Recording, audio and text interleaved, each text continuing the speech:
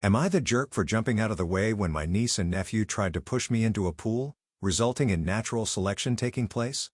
This all happened today. My folks decided to host a barbecue because, I guess, that's what older people do. I declined because I really don't like my two sisters, their husbands, or their kids.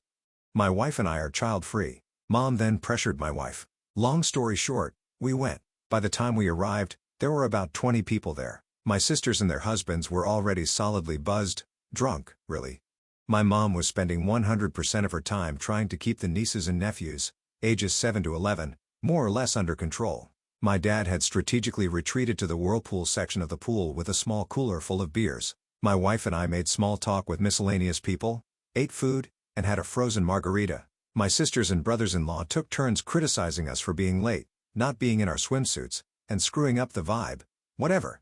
Typical suburban summer get-together. About 45 minutes in, two of the kids ran at one of the neighbor guests, who was standing next to the pool, and pushed her in. She was at the pool steps, stumbled in but didn't fall, so only got half wet. She was clearly very unhappy about it, but she didn't make a scene.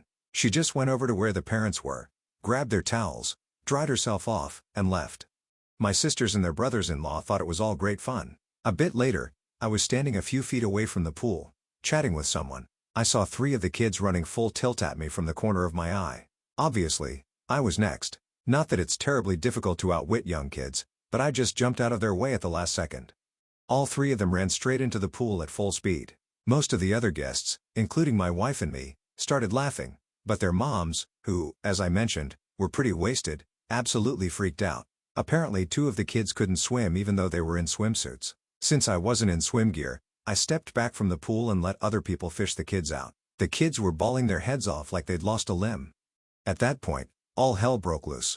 The four drunk parents were yelling at everyone in general and me in particular for nearly letting their kids drown, and also because two of the kids had been videoing the trick using their parents' iPhones, which were now at the bottom of the pool. One of my brothers-in-law got into the pool to try to retrieve the phones, but his BMI and BSE made that impossible. No one else volunteered to help, unsurprisingly, given that my sisters were still complaining at everyone.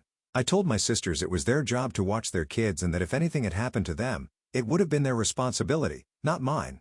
There were some pretty strong words on both sides. My wife and I left after the other brother-in-law fell over and face-planted while yelling at us. Now they're saying I should have let the little craps knock me into the pool and have their fun, and ruin my phone. So, was I wrong here? Side note, Dad, of course, never got out of the whirlpool.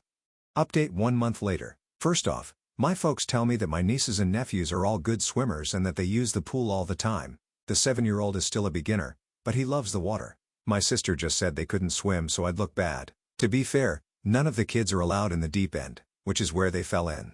It was the two 10-year-olds and the 9-year-old who tried to push me into the pool. After we left, the party ended on a pretty sour note. My drunk brother-in-law, who face-planted while yelling at me, had to go to an urgent care place to get his face stitched up. He was too toasted to drive, so Dad took him. Dad was very unhappy about this. Late that evening, my sisters started a group text and said some really nasty crap. Their husbands threw in a few comments as well. My wife and I blocked the four of them. My mom called me. She was pretty upset about what they said. She and Dad were in the chat, and I don't blame her. Because of the texts, my folks insisted my sisters and brothers-in-law come over the next day, Sunday, without their kids to get some things straight and lay down some ground rules. Mom's wording. The result was a contrite, if unenthusiastic, apology from the siblings via my mom's phone. I'm glad my wife was with me when they called. Her hard stares kept me from saying what I wanted to.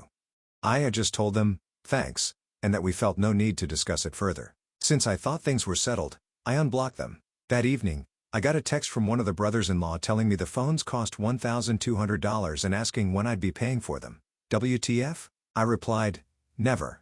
Took a screenshot of his text and forwarded it to my folks with a note that we were done with this nonsense. We're going no contact with my sisters and their spouses and would not attend any more holidays or get-togethers if they'd be present. Then I blocked my sisters and their spouses again. At that point, crap really hit the fan. Dad called them and ripped them a new one. Among other things, he told them the grandkids were not welcome at his place indefinitely. Since my mom regularly provides free babysitting, that got them pretty rattled. He also banned them from using the vacation house and told them my wife and I actually own it, not he and Mom. This completely freaked them out. Both of my sisters' families use the place a lot, including having their friends up for weekend getaways.